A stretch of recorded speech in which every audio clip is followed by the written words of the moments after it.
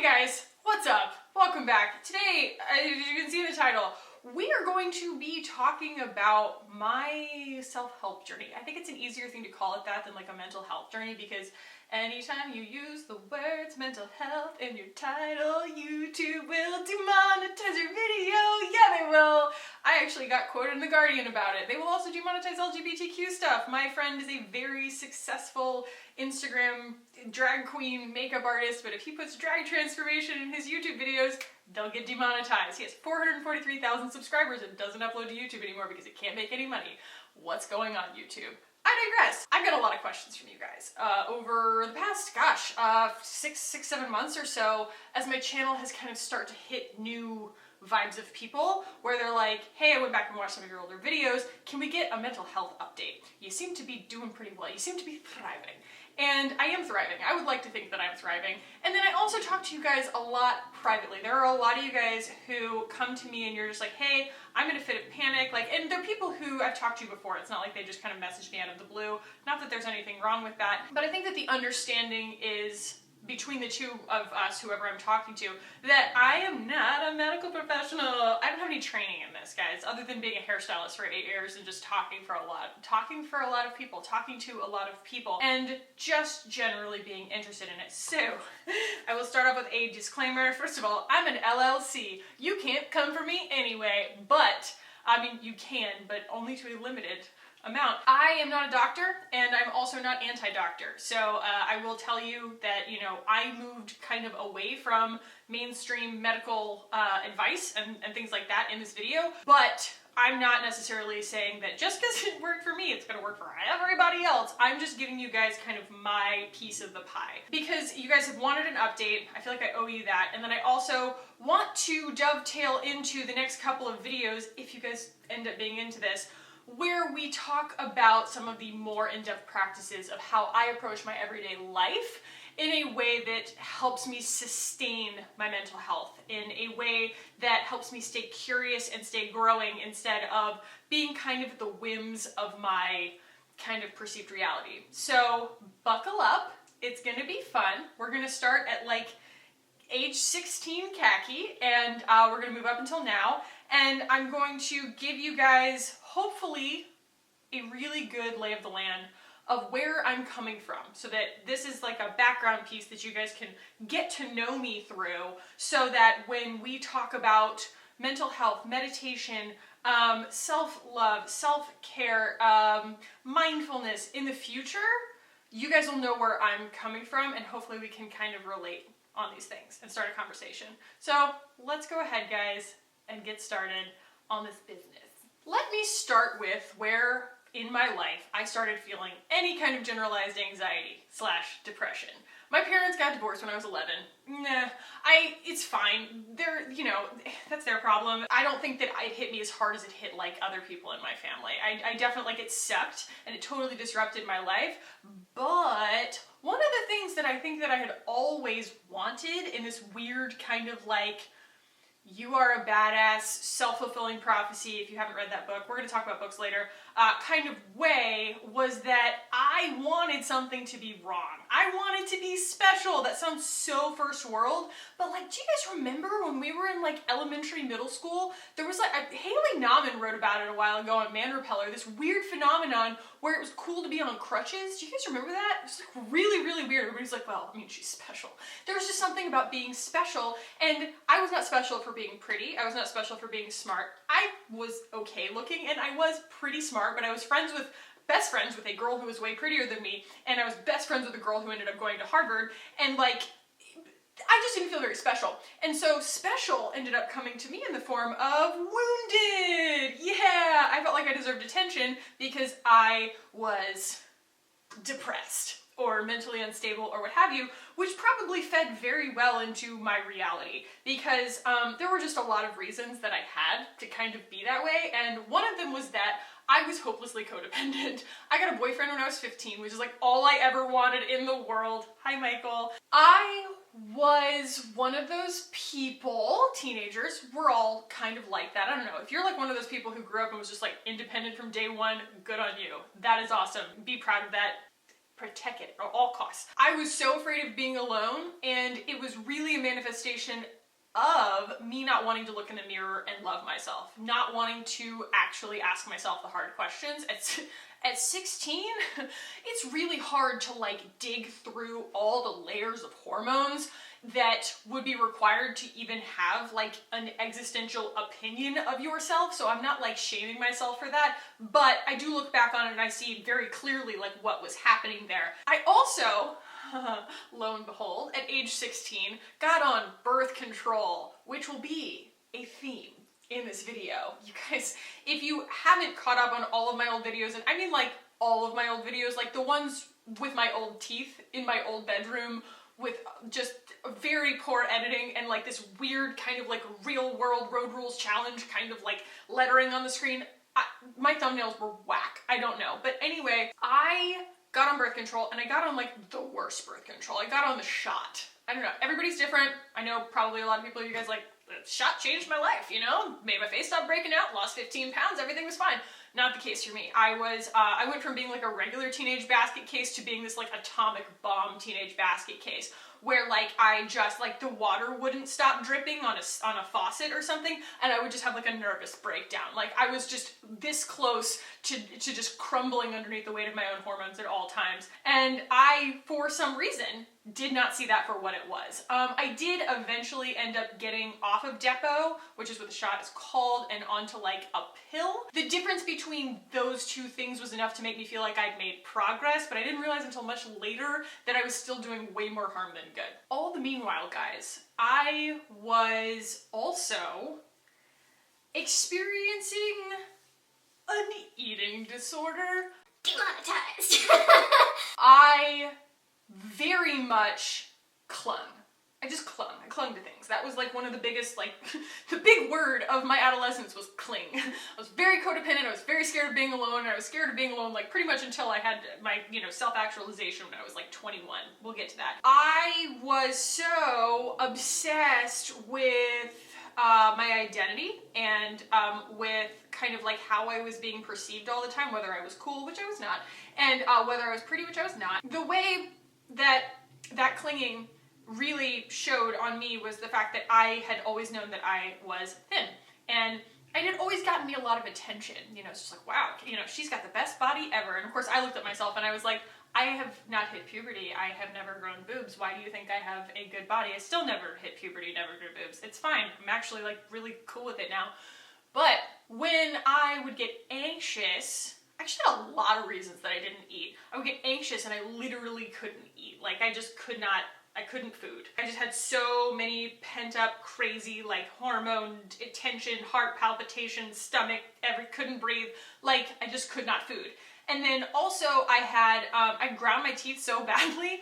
This is just such a really good example of the way that we get the snowball rolling in the wrong direction. My anxiety made me grit my teeth, which made me unable to chew things because the nerves were so damaged. And it's like when they did my veneers, I was just gonna get the front ones done. They ended up doing all the back molars, and I'm gonna get the bottom ones done too, because they basically had to rebuild my jaw, like not my jaw, but like open my jaw up, rebuild my molars. My face is longer now because I had ground them down to nothing, and they were like all filled because I couldn't like eat a Dorito, because as soon as something would pack into that tooth, it would seem like shooting pain all over my body. And so I just would get super frustrated when I was eating and I just wouldn't eat. It just became something to me where it was part of my identity was to be thin. And it was the one thing I felt like I kind of like held over everybody else. I was like, well, you might be pretty, but when we're 30, I'm gonna be skinnier than you. Like, you do the little things to kind of keep yourself going at that age. I didn't have any kind of like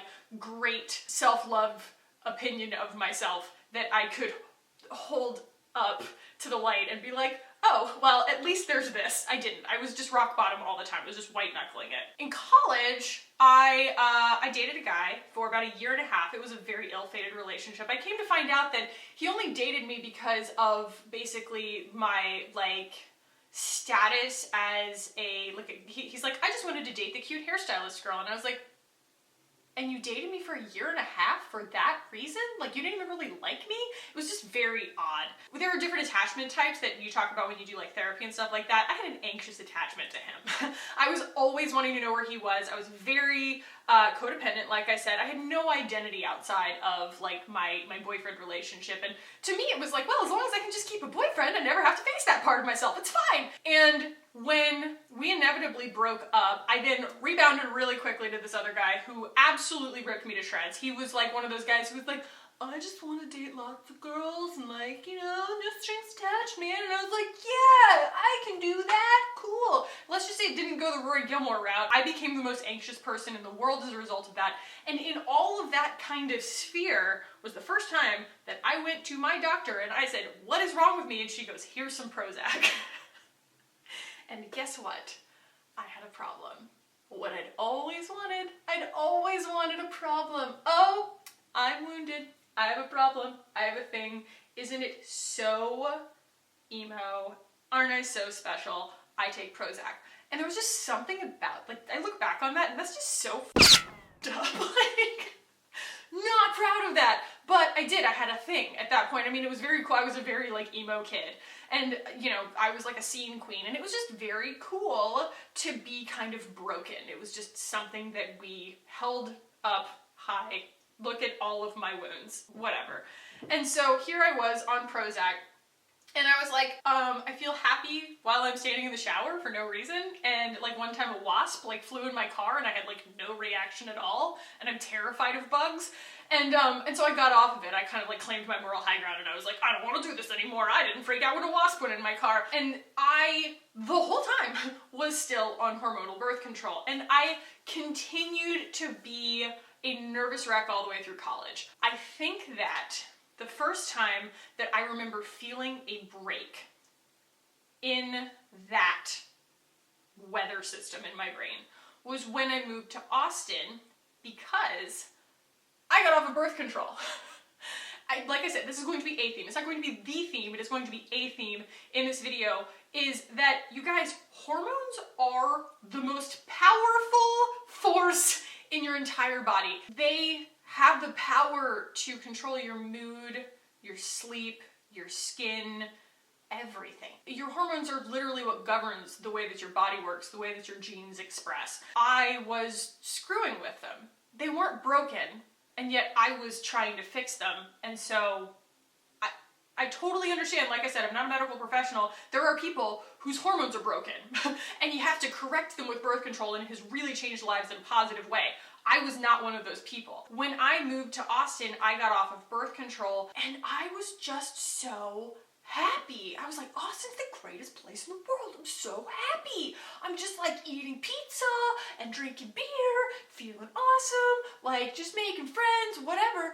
And I was just like, this is ultimate freedom. Of course, I wasn't in school anymore either, which was fantastic. Like, I graduated college, and so I did have a lot of time, but still didn't make the association. Still didn't make the association in my brain. So I was not on birth control. I was not on anything at the time. I wasn't even on like allergy medicine at the time. Got back on birth control. Of course I did. Of course I did, because I got a boyfriend. And then I moved to Kansas City. Kansas City was one big depressing ball of depression that was a really, really just like nightmarish year. It was, I mean, I was very in love with the guy that I was with. That was the good part, but the rest of it was terrible. And so I moved back as fast as I could to Austin. And I remember getting a job like in marketing and everything. That was when I met Mike. My eating disorder had gotten very bad. In fact, when I met Mike, and like a lot of things coincided when I met Mike. First of all, figured out I was gluten intolerant because I was so thin. Like when I broke up with my ex, Mark, I went down to 98 pounds. I had no body fat. I had 9% body fat.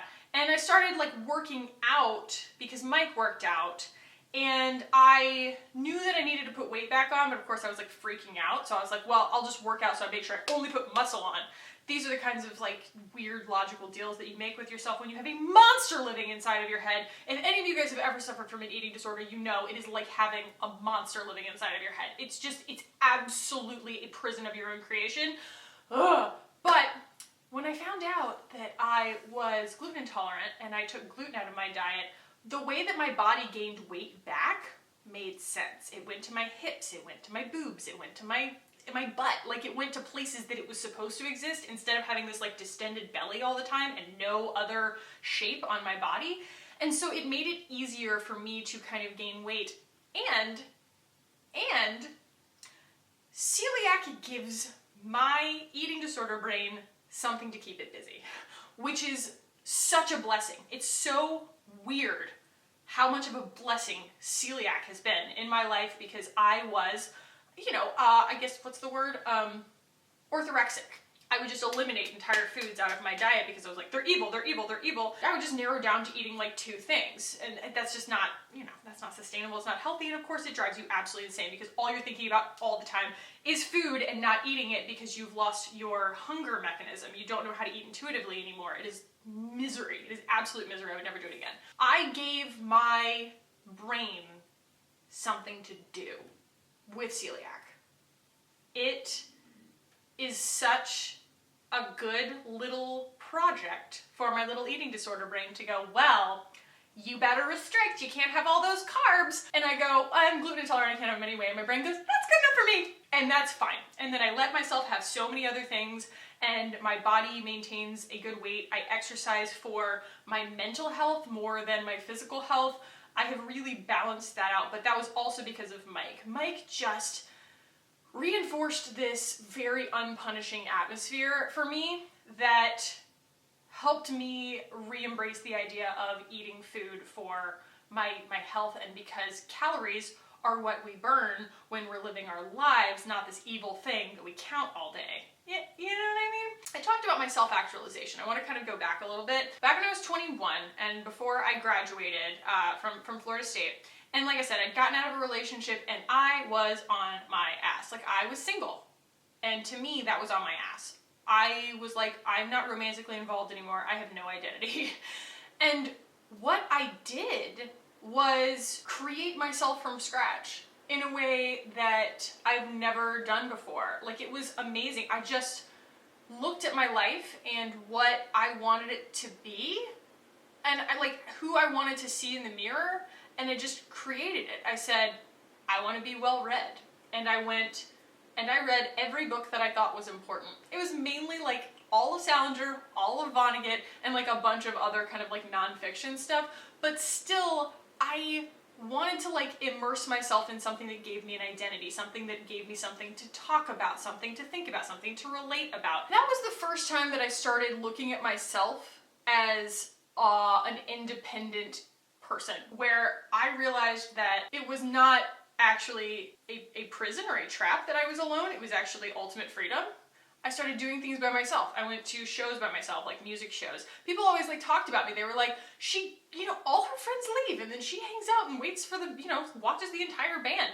And it's because I really enjoyed going to live music. Like, that was just what I liked doing. And so I would go to shows by myself. I would go to movies by myself. I would go eat dinner at a restaurant, get a table by myself. I did a lot of things by myself, and I really felt so like reinforced by that. I felt so empowered by it, and not in this like, I'm really sticking it to that non-existent boyfriend who dumped me kind of thing. It was more just actual self-actualization. Like, I really started to understand that the person that I see in the mirror, I need to love that person first, fill my own cup first, and then we can talk about being in a relationship, because I need to want to be with somebody, not need to be with somebody. I had been trying to fill a void in myself with someone else for so long that when I finally didn't have that person anymore, I had to ask myself the hard questions. And those questions, like, most of the answers were right there, and they were really, really wonderful once I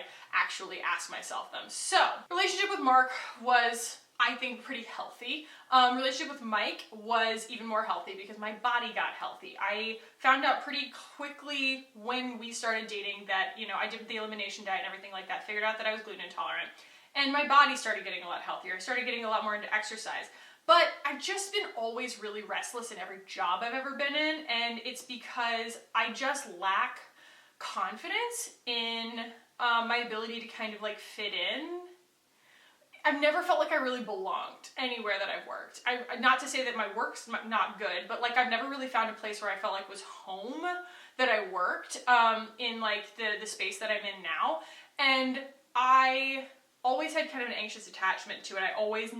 An anxious attachment basically means that you need a lot of outward approval in order to make sure that you feel like you're doing a good job. And so I needed tons of outward approval. And so when I wasn't getting that, I kind of felt like I was like at sea. I was just like floating in space. My answer to that, because I was just having like this perpetual panic attack, like heart palpitations and headaches, and feeling just truly exhausted all the time, like I was actually white knuckling it through life. The answer to that for me was Lexapro, and it really, really helped at the time to just kind of like get me off the ledge. It made my heart palpitations stop. I had no idea how to pump the brakes for myself, even at that age. Even knowing where I needed to get to, I couldn't get there on my own. And so I started, taking a drug that basically, it's a selective serotonin reuptake inhibitor. And so basically it teaches your brain to like leave a little bit more serotonin there. It helps you regulate a little bit better. And so you don't end up with like fight or flight mode all the time, because I was like living in fight or flight mode. And it was so insufferable. Like I felt like I said, I wasn't able to really eat when I was having a panic attack. I was kept up at night by panic attacks. I was always guilty about things like drinking or leaving things undone or whatever. Like I was living in this weird like super like shame headspace of just not being good enough, perfectionism. And that was one of those things that kind of like stuck with me for the longest time. And I think that it's one of the things that's probably the most relatable, because it's one of the things that if you have not thought about it, actually framing it from that standpoint, you probably have never addressed it head on, because I had not addressed it head on. Shame is something, perfectionism is something that so many women suffer from, because it's been instilled in us since we were conscious. I mean, we have been taught to do things the best that they can be done without complaining, without getting in anybody's way. Basically just like impossible things that were never expected of men. Men have their own completely unfair set of expectations. I'm not trying to like stack the decks here. My point is, I was at the whim of how good things were going in my life. So it was like when something good happened, I would ride high on that for a while. Like if I got a new job or if something good happened like in my job, or like, I was always trying to find something to look forward to kind of tide me over, because I really felt like, like I was climbing an ice mountain. So I needed like the next peg to like tide me over so that I could put the work in, so that I had a reward system, because I would be really high when I was happy and like when things were good, but I was also completely at the whim, a total victim of when things weren't good. If something went wrong, if I had a fight with my boyfriend, or if I had something bad happen at work, or whatever. If anything like that happened, I would sink into depression. And I had almost no recourse for it, like nothing. And I just always felt so helpless. I felt like I was just kind of like bouncing around all the time, like a ball in a pinball machine. In that time period, let's talk back about some drugs here. I've gotten on Humira. One of the biggest things that caused me to be depressed was the fact that I was covered in psoriasis. And of course, stress causes psoriasis. Well, everything causes psoriasis, but stress exacerbates psoriasis, and then psoriasis causes stress, which exacerbates psoriasis. You get where I'm going with this. So I got on Humira because my doctor told me that, and this is just truth, you have to like fail drugs in order to move to the next one. So like they didn't make me do methotrexate because it's like I'm young and I don't know, it's basically chemo. I didn't want to do it. And so then they put me on Humira, which is one of those, like, you see the commercials for it all the time. It's one of those immunosuppressant drugs that's like a giant hammer. It's like, like a Thor hammer, and it basically just artificially suppresses your immune system. It will treat rheumatoid arthritis, Crohn's disease, psoriasis, anything that's autoimmune. It will suppress your immune system and relieve the symptoms. Unfortunately, because it is such a blunt instrument, it does just weaken your immune system. And so I was living with like constant yeast infections, constant sinus infections. My skin was outrageously dry. It was like ridiculous. And it just got to be like, of course, it obliterated my psoriasis. Like I got off of it and my psoriasis didn't come back for a year. It was incredible. That stuff was like a forest fire. It was crazy. I mean, it just absolutely eviscerated my psoriasis. But I have no idea what it did on the inside of my body. It's terrifying. I was also on birth control, and then when I would have to take diflucan in order to get rid of my yeast infections, because diflucan gets rid of your yeast infections, right? I think that's what that's for. It would not only interact and give me so it's two things. Yeah, diflucan would give me heart palpitations with my Lexapro, and then if I took antibiotics for a sinus infection, it would weaken my birth control. So I would have to do like other means of birth control. It was a mess. I was 25 and I was on so many drugs that it was just absolutely insane. And that was when I kind of pivoted my channel for a little while, for about a year. I just focused on what I called my toxic body. I wanted to get off of all my medications. I knew I was doing more harm than good, and I just wanted to see how much I could do on my own. The first thing that I did was quit birth control. And you guys, oh my God.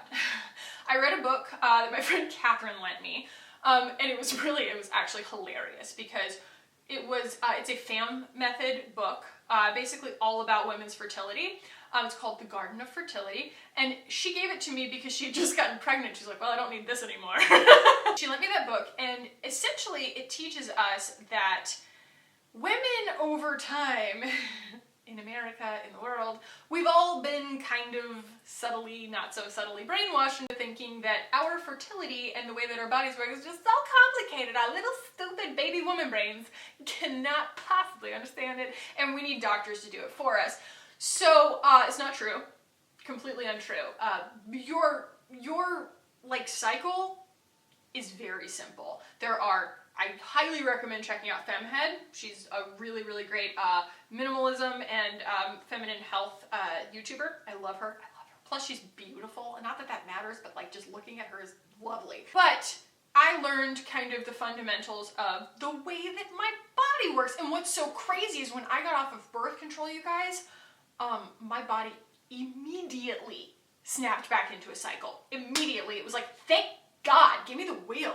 Jeez, can't trust you, you know? Like, it really thanked me by going directly back to I have a 35-day cycle, so I go 4 weeks and then I go have a period. Boom. End of story. Like, it's amazing. And I was just shocked that after 13 years of being on birth control, my body went, yeah, no, we're good, we got this, like, no problem. And I bought the Lady Comp. The Lady Comp is a thing that you take your temperature with every morning in your mouth. In your mouth! I like to point out that you take your temperature in your mouth, you guys, because every time I talk about that thing, I get a comment where people are like, how do you clean off the thermometer? What do you use to clean it off? And I'm like, I'm not sticking it anywhere that it needs to be cleaned off. Guys, let me take some confusion out of here.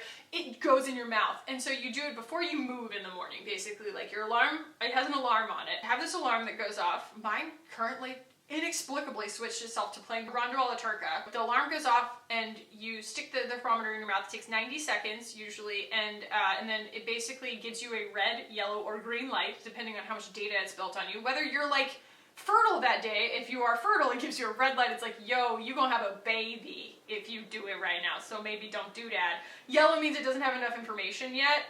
Sometimes that'll happen if like you travel and like you forget, or your cycle's disrupted for some reason. And green means you're good to go, girl. Your temperature's right, you're not ovulating anymore, the rest of the month is all yours to do as you please.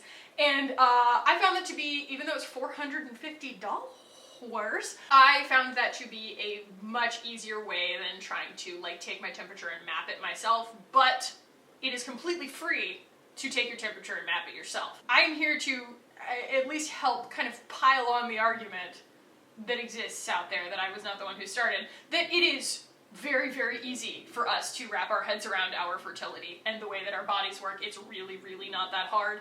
And I actually didn't need to be on birth control. Now, granted, I was an irresponsible child, you know, when I first needed birth control. So I'm not, like, again, not shaming myself for that, but like as an adult, it's not that hard. So, when I got off of birth control, things really brightened up in my life. I became a far more balanced human being, and I decided, well, I'm also going to get off of antidepressants, because I feel like so many of the things that I have been trying to remedy in my life, all the depression, all the anxiety, all the everything, was probably not being helped by birth control to begin with. And so when I got off of birth control, I felt really like empowered to get off of Lexapro. Oh, getting off of Lexapro.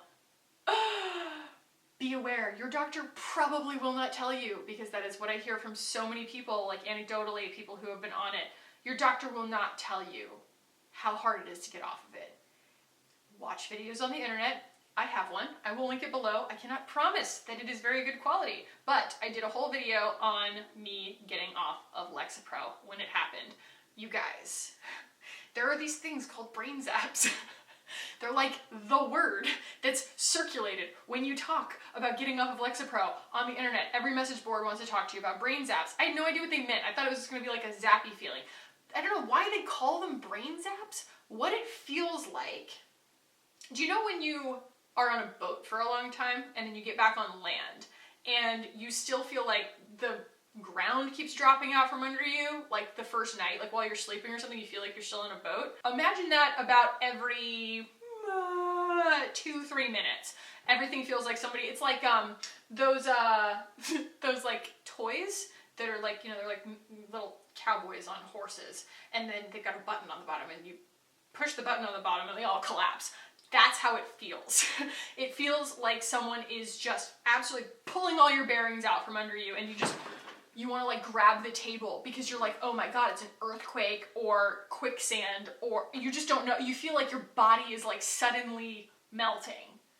It is the worst thing ever, and it lasts for months, and they get less and less frequent. But when it first started happening, I had no idea what was happening to me, and I went home from work. I was like, you guys, I don't know what's happening. I'm freaking out.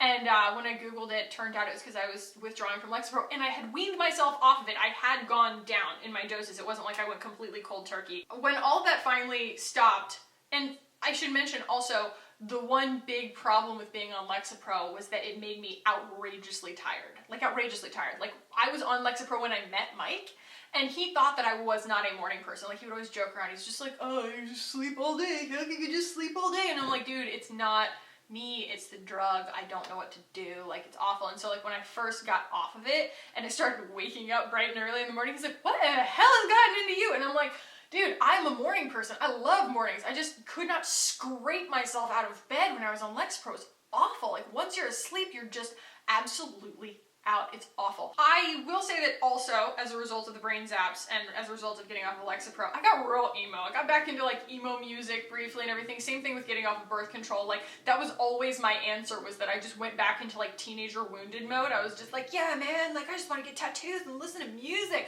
And then like that passed.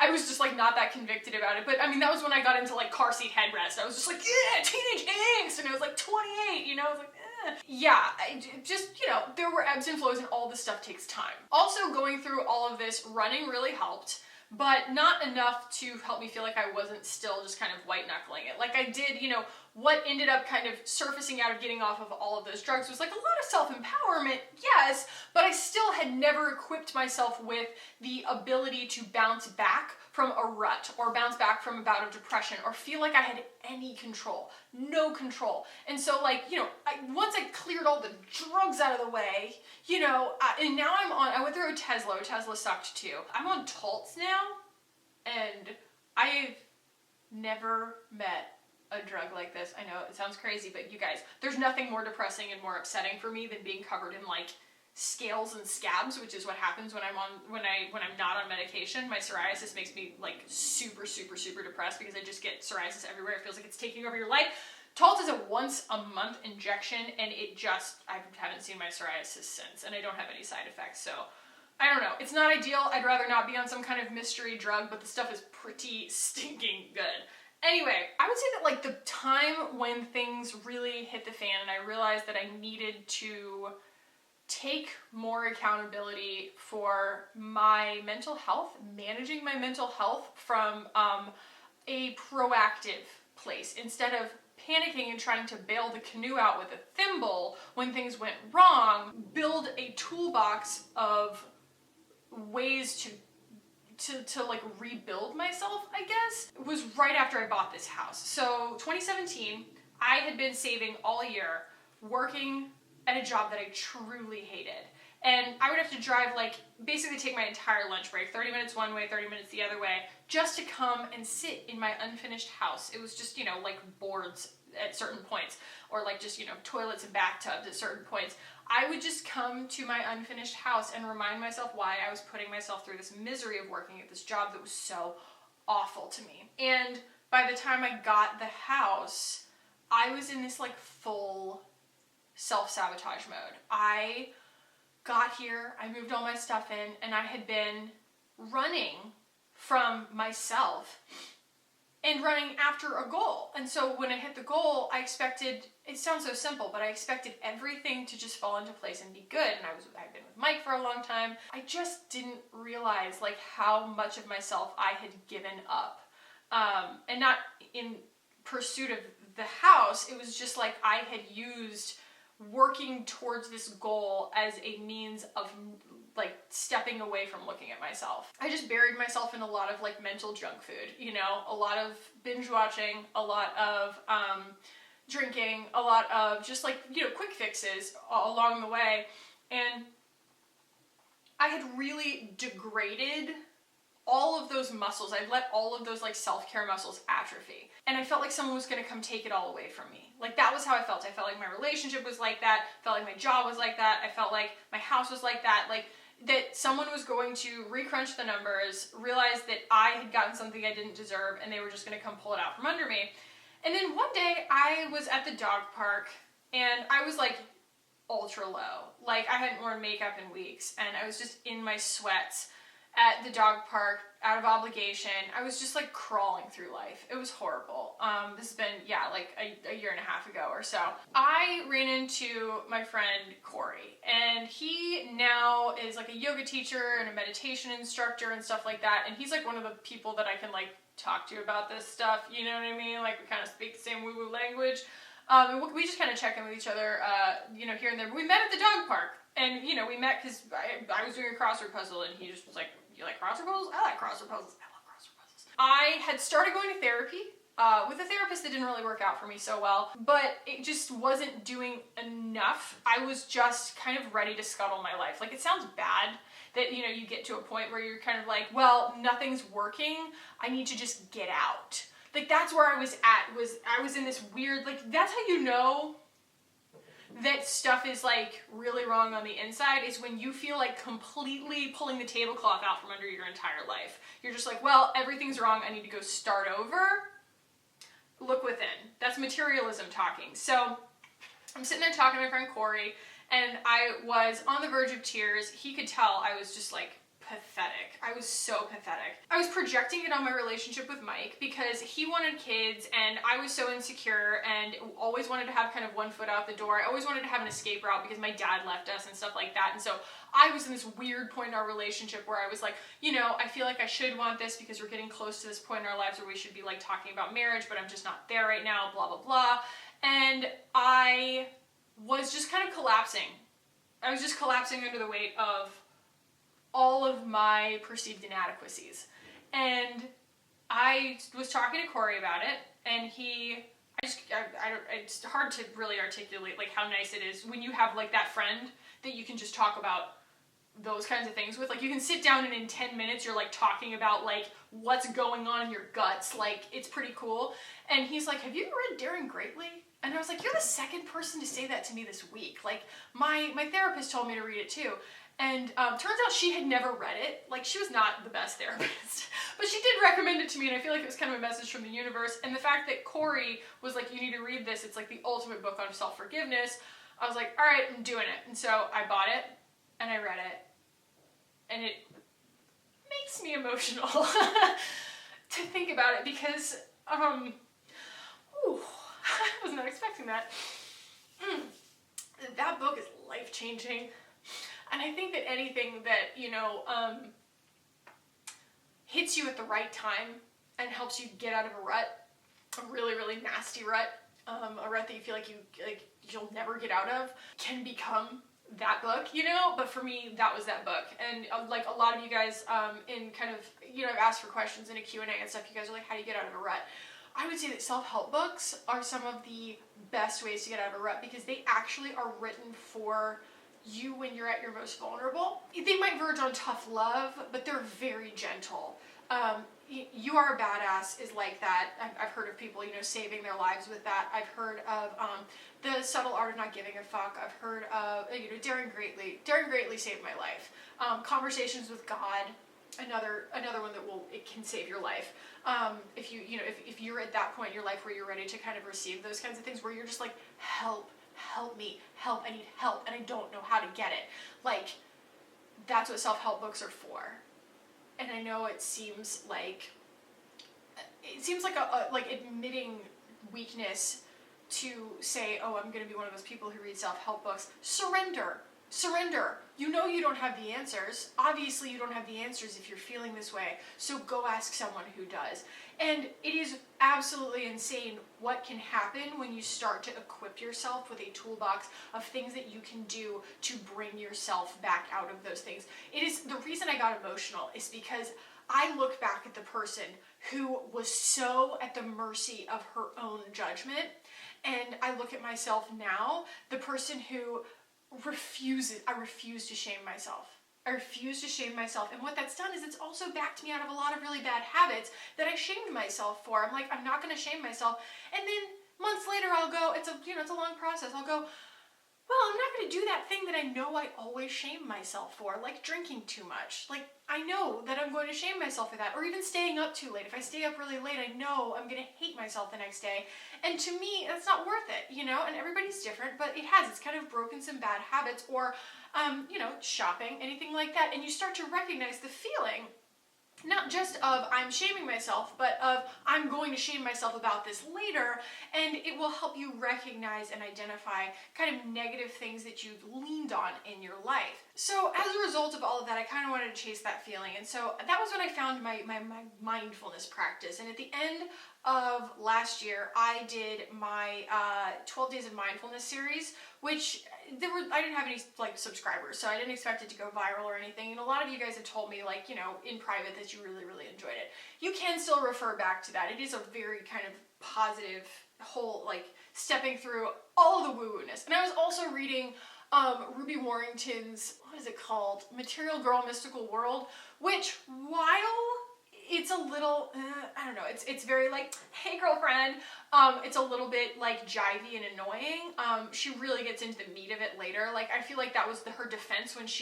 mechanism when she first started the book. You can tell that her really choppy, girly, BFF, emoji kind of lingo, it is because she's so nervous to write this book. But about halfway in, she drops it, and it gets really, really good, really meaty, and very, very honest. And I can relate so much to a lot of the things that she has experienced in her journey and the things that she's weeded out of her life and things like that. I relate to it more and more. And I think that was what led me to exploring a lot of kind of divination techniques. So I got into the tarot for a while. I kind of left the tarot. I've gone more towards astrology. I think astrology is just really important. I think it's one of those things that is real, and just because you read a newspaper horoscope, that's not really astrology. Astrology is actually really, I encourage you to go and watch Sarah Verba. She does do tarot readings, but her tarot readings are so insightful because I feel like she's just so fluent in all of it, in all the transits and everything like that. The way that she talks about it, it's not about predicting the future, it's about looking within, and the way that she talks about it it's almost like a weather report of the cosmos, and I just enjoy that so much, and it's freaky accurate. She's incredible. We have seasons in our lives just like the earth and our surroundings have seasons, and I've found that my year consists of consistently high points kind of around the beginning of the year, my birthday, springtime, things like that. Summer kind of lulls, fall hypes up again, and then I go completely insulated in the winter. And it's almost, you could describe, that's the same way if you read Ruby Warrington's book about, she has a chapter all about women's cycles. It's just one big blown up version of a woman's monthly cycle. And it all syncs together in such a really nice way that makes sense to me that I've begun to kind of embrace when things get low, and understanding that like a Mercury retrograde is a time that you retro everything, you look within, you revisit. It can get obnoxious when they happen all at once like they did this year, like all in a row, that there is a purpose for all of that. We're not supposed to be high all the time, and we can live all of those seasons of our lives without shaming ourselves because we're not holding ourselves up to this perfection standard. So some of the most valuable exercises that I have retained have been journaling. Journaling's huge. My mom bought everybody a gratitude journal for Christmas, and I've been just kind of doing my nightly gratitudes and things like that. But if you're ever about to meditate, or you feel like you're spiraling, the best thing to do is write down the things that you're grateful for. Write them down. Don't just think about them. Don't just enumerate them in your brain. Write them down. Say, I'm so grateful because so-and-so, and then kind of lock it to an emotion in your brain, in your heart. But yeah, that's basically what it does, is it locks your brain to your heart. They're two actually independent things. We will get into that in the meditation video that I'm going to do. I'm sorry, I digress. I'm talking very quickly. But you attach an emotion to the reason that you are grateful for something, and it just adds so much resonance to it. And if you can just get them all out of your brain, all of these really, really great reasons to be grateful, and there are always reasons, then you completely refocus your energy, and you'll find that you're a lot more centered. It helps you just shut out a lot of the chaos and the chatter of your analytic brain. I do also believe that we tune into the universe, and we've talked about this, in our own ways. And I think that, the tarot was a good way for me to do it. Journaling's a good way for me to do it. Meditation has become the best way for me to do it. And when I fall down on it, I see it. And let me put it this way. I was back to creating an environment in my life this year, especially over the summer coming up to my wedding, where I had conditioned my brain and my body to only function when I had no room to think. I had been working a full-time job. I'd been filling all of my time with filming videos, and every other bit of my life I was just managing to, spend stressing out about something. And I fell down on all of my practices and everything during my wedding. And my wedding, you guys, I'm gonna do a wedding video / Q&A / whatever at some point.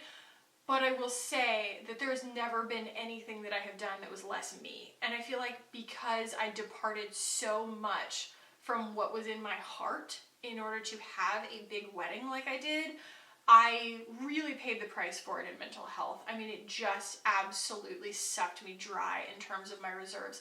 I lost sight of my confidence and who I was at the end of the day. Everything was just aesthetic. Everything was materialistic. It was miserable. It was a nightmare. And I also got fired at the end of July, which I think was the universe telling me that it was something that needed to happen. That place was a very, very unhealthy place for me to be. It was just doing really, really bad things to my brain. And I have had this really incredible experience that needed to happen, where I have separated myself from defining myself by how much money I make and how much I can afford to own. I had this weird realization, and see if this kind of cracks anything in your brain. I was like, no one knows how much money you make except by how you spend it. Somebody could be a millionaire and you never know, because it's not about the money they have, it's about the money they don't have. It's about the money that they spent getting things to show you that they have money. Isn't that weird? And so I realized, I don't actually care what other people think I have. And so why am I so concerned with defining my identity by how much money I make and how much I can afford to buy? That would not have happened if I hadn't lost my job and been forced to take a long, hard look at my value system around money. And like I mentioned in my Christmas video, you guys, as soon as I started making money again, all of those materialistic things just washed back over me. I was shocked how quickly I went back into the muscle memory. I have found through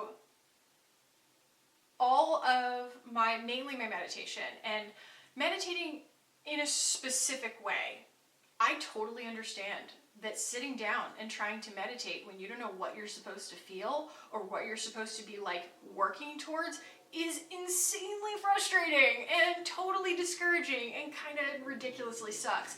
So I am going to do an entire video on my meditation practice. I couldn't fit it into this one because this one's probably already going to be an hour long. But I will say the book that I am reading kind of slowly, immersively right now is called Becoming Supernatural. I talk about it all the time, and it is one of the best meditation handbooks I have ever experienced in my life, and it actually shows real results in your life, and it has equipped me with the ability to return to the moment, stop myself from spiraling, and feel when things are wrong and what I can do about them. And it's caused me to make some radical decisions in my life that have ended up being so beneficial, but that I would never have had the courage to do if I were still at the whim of my surroundings and at the whim of my perceived reality.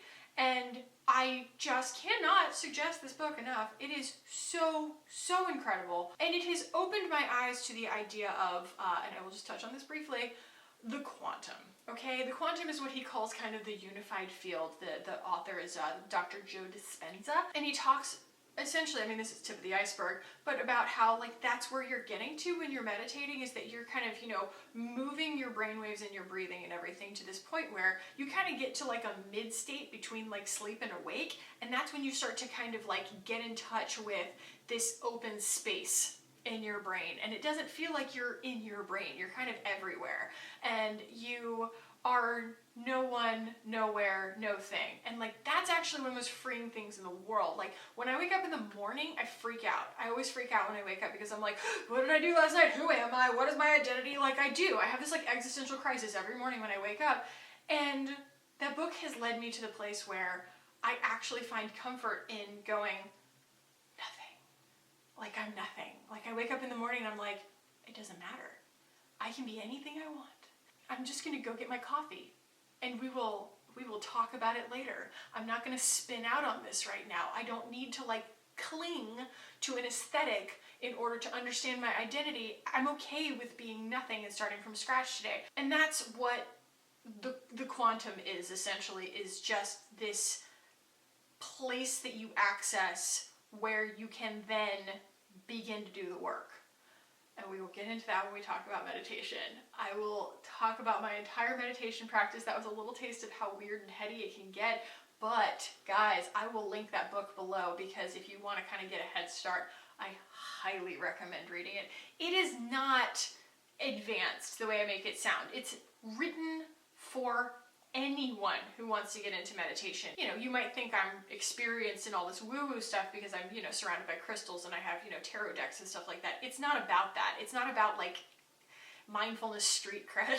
Like it's about doing what's right for you, and your path is going to look different than mine, and maybe you can get there faster than I can. Like honestly, I hope that that's the case, because I would love to be able to help you guys, help any one person start to discover those things about themselves, start to unlock those abilities for you to be able to feel like you have some kind of control over your brain and over your life, and start to really isolate the spots in your psyche where you're like, oh, that's chatter that's here because I need something to fixate on. It's anxious chatter, and I can actually disregard that. It's not bad that it exists and it's always going to be there, but I can disregard that, versus this is how it feels when it's working. This is how I'm supposed to feel when things are, and when I get away from that, I know how to find it again, and I know that I need to go find it again in order to like be happy. And it is a practice. It's like exercise or anything else, the way that you have to make time for it. You can't just think about doing it.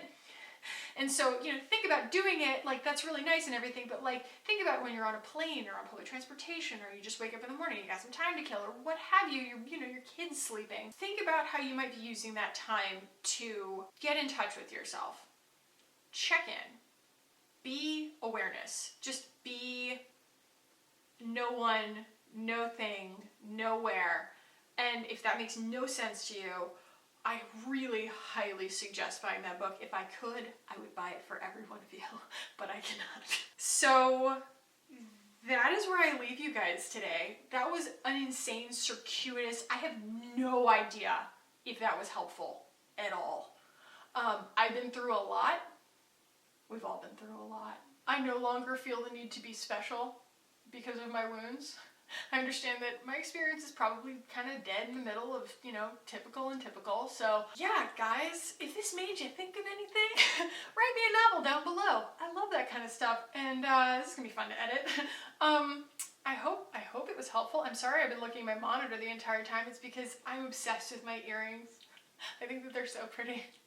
Sorry. Guys, that's it. I'm trying to think if there's anything else that I need to touch on, but I think that that is where it's a really good kind of like to be continued that goes into like meditation practice. So if you have any questions about meditation, leave those below so that I make sure that I get to them in that video, because this is gonna get weird and I wanna make sure that I hit all the marks. And let me know if you liked this. If you did, guys, tell me, but also give it a thumbs up and let me know. I have no idea. I don't know. This is not what I have been doing for a while on my channel. And if you want to keep hanging out on this channel and learning more about these kinds of things, then hit the button down below and subscribe. I'd love it if you did. Welcome to all of my new people. I am so happy that you're here. Thank you so much for joining me on this journey. And I love you. I do. I love you guys so much. And I will see you in the next one. Bye.